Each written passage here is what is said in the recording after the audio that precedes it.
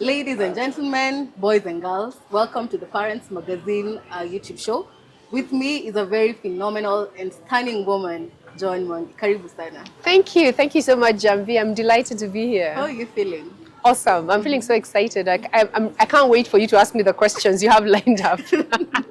I'll just jump right into it. Okay. And just the most cliche one, tell us who you are. Oh my gosh, who am I? Okay, I'm just a girl called Joanne, spelled Joanne. N, yeah. I like telling people that because, it's such a joke how people spell my name.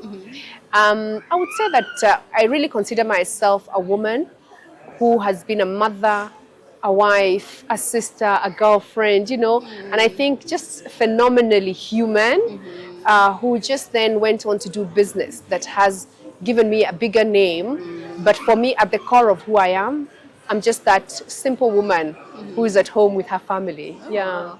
That's interesting. The simple woman who is at home with her family. So I'm thinking, Joanne, if you were to write a book about yourself, what would be the last line? I think the last line would be that the journey is just beginning because in as much as people who are like half my age will think that I've run my whole journey, I always feel that there's so much more coming forward. And I feel that every season is different and has something new to offer. So I really think that yet more to come. Yes. Oh, that's interesting. And if you were an animal, what would you be? I'll definitely be a cheetah. Why a cheetah? Because I think he's so beautiful, Oh, yeah, he's it very is. graceful, and also he's very fast. And I'm the kind of person who likes things to be fast, but also very, very attractive, beautiful, high quality. That's interesting. Okay. So when you think about Parents Magazine, what comes to mind? I'm so glad you asked me that question because You're ready I for it. really, really wanted to speak about this because I think Parents Magazine is the most successful publication in Africa. I really think that Eunice Matthew has been phenomenal in creating this product. It's been around, I think, for 37 years or if not more. And for a product to survive 37 years, it means so many iterations, so much dynamism. And for it to still be attracting an audience that is exciting, that is interesting, and to be still interviewing people that you feel you want to come. This is my second time round on Parents. So, it's really exciting. And I think for me, Parents has just been a space that helps women and actually it's families, but let me speak more to the women Yeah. to just understand that in life, there's no one script. People follow different paths, but in the end, we are all chasing the same dream of happiness for our families. So it's really amazing. Well done, parents. Yeah. Thank you. You hear that? You did well. Thank you. So you talked about women, and it's obvious that you are very passionate about women and women entrepreneurs to be specific. So let's just talk about your journey in career-wise. So when did it all begin? When did you realize that this is the path that I wanted to take? Firstly, when I was in college, I had no idea that I would end up in marketing. So I ended up in marketing really by fluke, simply because I thought I'm an extrovert. I don't want to be in a desk job where I'll be just, shuffling papers. And so when I left college, I looked for a marketing job. I really didn't know much about marketing. And I ended up in the Standard newspapers. So from Standard newspapers, that was my first encounter with Parents Magazine because it was already existing. And so, I now knew there was Parents Magazine. And in fact, I was in advertising sales. And one of the advertising sales manager at Parents, who was called Robert Wamai, became a friend. So we would be going to chase advertising together. So, it's really an intimate journey and interesting how life just is interwoven, Yeah. And so from the Standard newspapers, I joined Colgate-Palmolive. From Colgate, I started PMS Group. I've been running PMS now for the last 26 years. Actually, maybe a little more. My calculations sometimes are off. But I think that for me, I find that the journey has been a series of what I would say very fortunate coincidences, a lot of daring, a lot of risk-taking, and simply opportunity meeting preparedness. That's what I would say my journey has been. I love that. Opportunity meeting preparedness. And we've also talked about daring. So without now, let's talk about PMS a little bit. So in this field or in this company that you built, what would you say has been the most daring move that you have taken? First and foremost, the most daring was starting it because, you know, leaving employment to go start a business. I didn't know what I was doing. I was just 27 years old. And so starting at that time was very, very daring. But I want to say that maybe youth gave me the, you know, fool's courage because I didn't really know the risks. And also I didn't have much to lose, you know, to be very honest. So it was worth taking. But thereafter, maybe the most daring has been when we've had to change direction because the market is demanding change. You know, you grow and you're so big as an organization, and then the market is shifting. And if you don't shift with it, you will collapse. You will be out of business, you know. And so that also has been amazing. Maybe looking back, if I may say the riskiest thing I have done, but I do not know whether I was daring or whether I was foolhardy, was getting into doing business, big contracts with the government when I didn't know when I would be paid, you know, and you have to worry about your cash flow and you're spending money that you actually don't have, you know. So that was really a big risk, but it has paid off. And so I think that this kind of business risks are worth taking because, you know, no risk, no gain. So, yeah. So I'm thinking about, you're 27 and you're starting this company. What was that like for you? First and foremost, I was 27. I was a single mother of 2 children. So just put that into consideration. It was big. So it was really, really hard for me because, you know, I had to depend on my own belief in myself and confidence in myself to keep going. But frankly speaking, it took me about 6 months to hit the road properly. But once it started moving, it was really, really moving fast because I had identified a niche in the market that people were not feeling. And I had the specialized skills that I had acquired over the years to actually meet that need very easily. So anything I did, I was perhaps the best person in the market. So it was easy for me to start conquering a market that was virgin territory, you know? And so for me, it always makes me tell people, stop fighting in the same space other people are fighting. Look for new opportunities. Because in new opportunities, there's so much more you can gain so much quicker. Today, my industry is saturated. There's so many advertising agencies. I mean, everybody and their cousin is starting an experiential agency. So it's really a difficult space to be. So we only are winning because of our specialization, the scale of the work we can do, the scope of work, you know, and the quality of our work, honestly. But the barriers to entry are very low. So the time comes when you have to actually move to new things, new frontiers, or just simply do things differently. I love that. I love that. So there's a 27-year-old somewhere watching you right now, and she's at that point where she's just a single mom of 2. She doesn't have the boldness to start a company. What would you tell her? I would tell her, your greatest fear is what you must conquer. And usually if you're 27 and you are a single mother, your greatest fear is that you will fail spectacularly and that your children will starve. And you will be the laughing stock. And I want to tell that little girl at 27, because at 27 you're just a little girl, you know? I want to tell that girl that, you know what? The worst that can happen is already happening.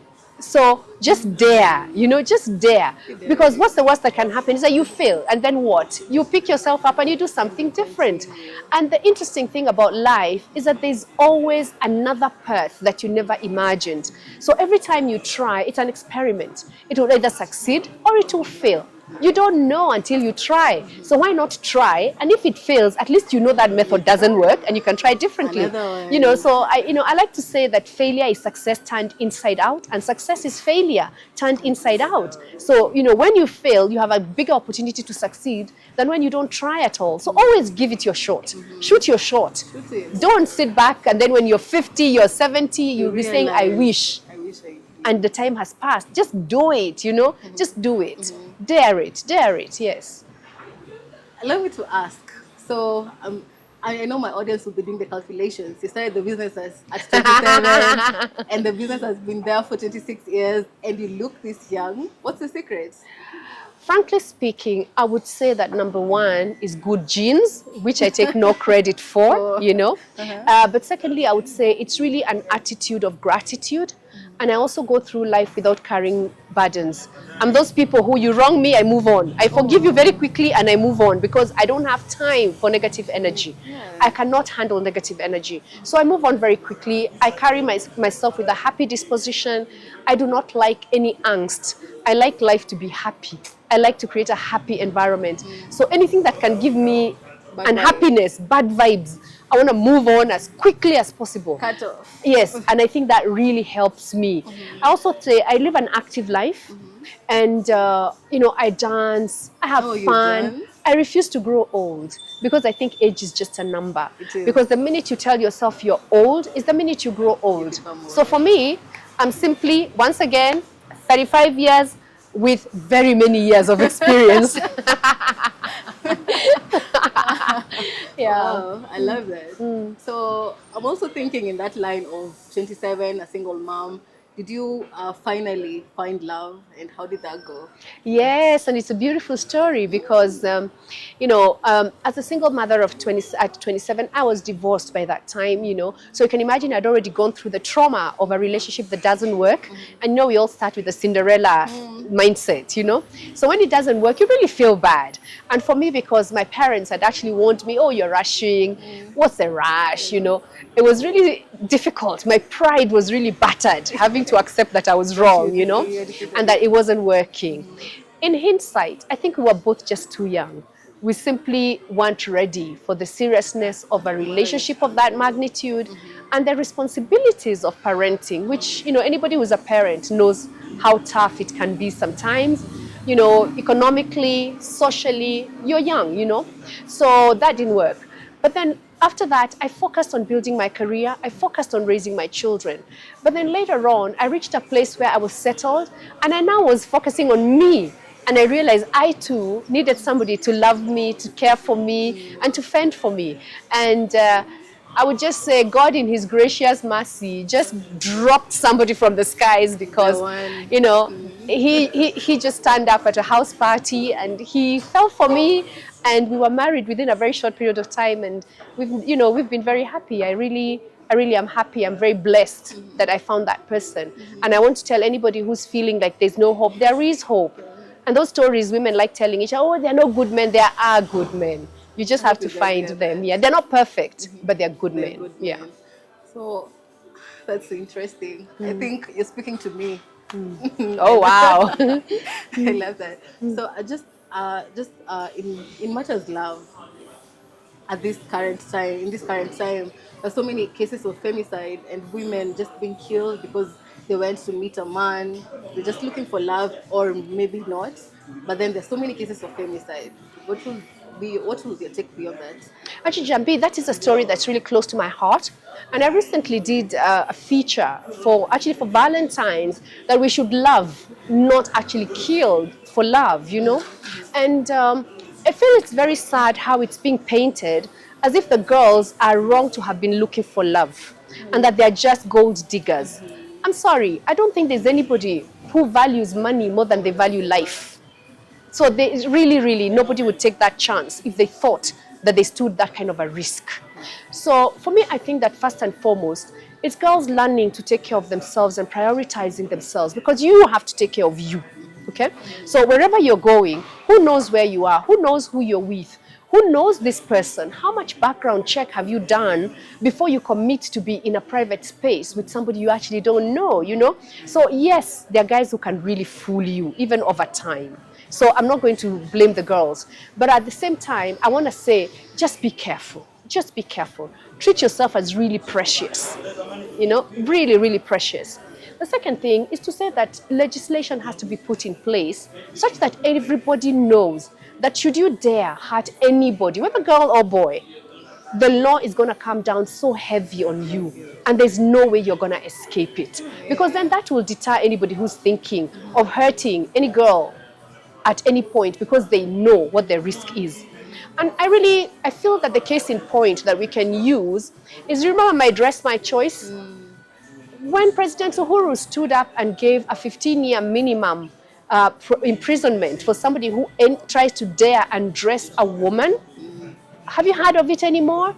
It ended in Kenya, and that gives women the freedom to just leave. And I think we need to get something going that's like that. It's a policy issue that needs to be addressed, and it's also a socio-economic issue that needs to be addressed. Yeah, thank you so much for that. So let's talk about now your career and your family. How are you able to balance? hey, Jambi, I don't think it's ever possible to truly say you're balancing it until you get to a certain point. Because there are stages in life. Huh?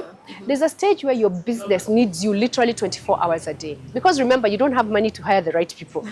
So you have to like do everything yourself. Okay? So at that point, how can you say you have balance when you're burning the midnight oil on both sides, you know? You can't. And then there's a stage in family life where your babies demand your attention 24 hours a day. Like when you have a little child, you know, an infant, you can't even sleep. We all know that, you know? So can you imagine having to deal with both?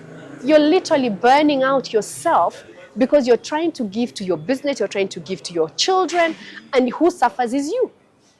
So for me, I would say I really suffered by neglecting myself.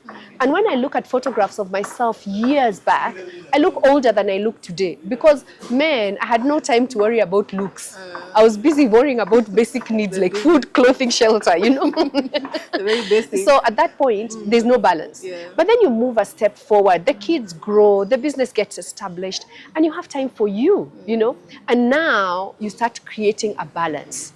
One of the things that I did very intentionally is that I stopped going home with my laptop. In those days when we still used to go to work for 8 to 5, I stopped going home with my laptop so that I could shut down from the office. That was the first thing I did. And then after that, I became intentional in giving time deliberately to my children because I didn't want them to grow without a relationship with me. And I'm very close with my children. I mean, my kids and I, we love each other so much. And so I don't underestimate the power of having to be intentional in how you raise your children. And I think every parent needs to be very deliberate that you make time for children, regardless of how old they are, because children never stop being children, you know? Your children are always your children. And so that was one thing. Now, today what I find, I still struggle with work-life balance because I love work. I enjoy work. So I can very easily get my laptop and just get carried away. Yeah? So I have set a lot of rules in my place. So I have an alarm, for example. At 6 p.m., my phone will always bleep. And when it rings, I just know I'm supposed to be shutting down if I haven't already. The second thing I have is that I have no email on my phone. So if I don't have my laptop, I don't have access to email, meaning it helps me minimize the amount of interruption to life that work brings. So of course, I can always be reached by phone and by WhatsApp, but it at least reduces it. And I think you have to be intentional in finding what it is that works for you. In the year that I decided to be fully intentional in finding space for me as a human being, as a person, I actually deliberately decided that I was the most important person in my life and therefore was going to come first. So I would go to the gym every morning. So even if you are who and you tried to book an appointment with me first thing in the morning, I was always already fully booked. And you see, it's a decision you make. And you find that people work around your calendar when you set those boundaries. So the boundaries are so critical. So that's what I would tell any woman who's struggling with work-life balance. Create boundaries, make time for yourself, make time for your family. Yeah. I love that. Create boundaries, guys. So do you think it turned out the way you expected or hoped for? Your life generally? Wow. Let me just say, I think my life has turned out the way I hoped and dreamed, and maybe with a dash of cherry on top. You know, yeah. So I really feel very blessed, very lucky. I also feel that, you know, people like to underestimate whether they are deserving. I also feel I am deserving because of the amount of effort and sacrifice that I have put in, but I also appreciate that I've had some very lucky breaks, and I cannot take credit for all the lucky breaks in my life. That's interesting. I love that. So let's talk about your parents. You spoke about your parents when you're joining campus. So let's talk about them now. Do you think that they are proud of now the career choice that you made? I think first and foremost, my parents supported me from the beginning. So even when I started to go into business, they were scared for me, of course. So what I did is that I hid from them that I had quit work and that I was in business. I told them I'm on leave. this extended leave, you know. But after some time, of course, you have to come to clean and say what's going on. Yeah. So once they knew I'm in entrepreneurship, I come from a family of entrepreneurs. So they jumped right in to support me. They lent me money. They gave me moral support. My mother kept telling me to be careful about the finances because you could just be working and not making a profit. Can you make sure you're making a profit? I mean, my basic profit and loss was the first person to explain to me was my mother, you know. So it's really amazing. Yeah? So my dad is now of blessed memory. He passed on about 10 years ago. And by the time he was passing, he was very proud of me, you know, and I still have such fond memories of him. I miss him a lot up to now because I think he would be so proud of what I've been able to achieve, and I stand on his shoulders because he showed us the way, and he always told us that you could do anything you wanted to do, you know, you could do anything you wanted to do. And he used to say he doesn't want nonsense, you know. His favorite thing was telling somebody, use your common sense, you know. So we learned to use our common sense. You did. My mother is still alive. She's about 86. And so she's still very strong. And so she is the one person who we lean on a lot still up to today, interestingly enough. So parenting never ends, you know. And she's always asking, how's the business? Are you making money? And I can tell you the one thing that she wanted most for me was for me to stop doing business with companies that are promoting cigarettes and alcohol. So yes, mommy, I'm no longer promoting cigarettes and alcohol. Yeah.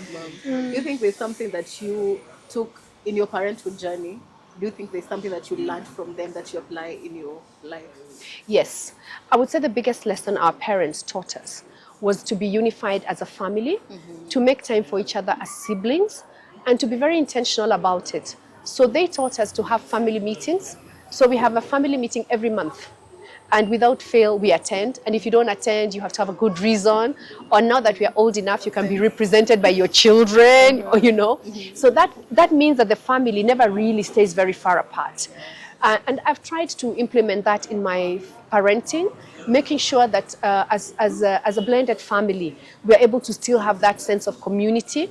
I'm very active in our family WhatsApp group.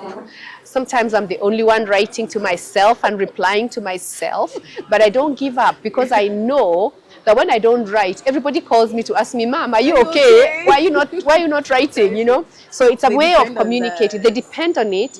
They plug in, but I'm responsible for keeping it going. And I know that they have learnt the need to support each other because I see them supporting each other. And I'm really, really proud of that. Really, really proud of that, yes. Thank you. I'm really enjoying this conversation and I hope that it would last longer. But now time is not on our side. But I have to ask, now you are an employer and you obviously work with Gen Zs.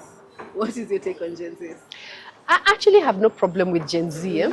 I think it is me to adjust to Gen Z and not Gen Z to adjust to me. you. And the minute you make that mindset shift, life becomes very easy working with Gen Z. Because I am coming from the past. They are going into their future. The future belongs to them, not to me. So it's me to adapt to how they work. So one of the things that I really struggled with was this business of hybrid work. I could not understand how I'm expected to just believe that you're working And you're not. I'm not seeing you, you're not checking in, you know. And when we have a Zoom, you can never put your video on, you know. I mean, now I have no problem. I sit and I call someone and say, okay, can we jump onto a Zoom? I never ask for video because I know chances are high this person could be in a very awkward situation. And I just say, as long as the work is done, I don't need to occupy your space. I'm also one person who really believes that as long as you can get the job done, I actually don't mind that you did it in 1 hour and you rested for 7. Just get the job done. Because I think in the 7 hours, if you can be productive and do something that is useful for you, either whether it's parenting, whether it's a side hustle, whether it's helping somebody, I don't care. Please just do it. Just get your job done. If you can manage to do other things, do them. I don't have a problem with that. I'll even help you.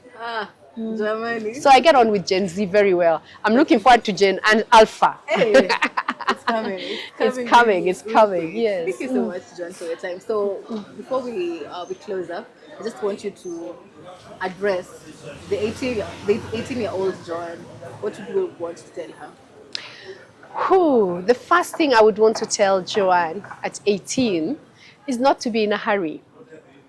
There is nowhere the world is going. There is nothing that is going to move faster than you can move. It's all going to be waiting for you at the right time.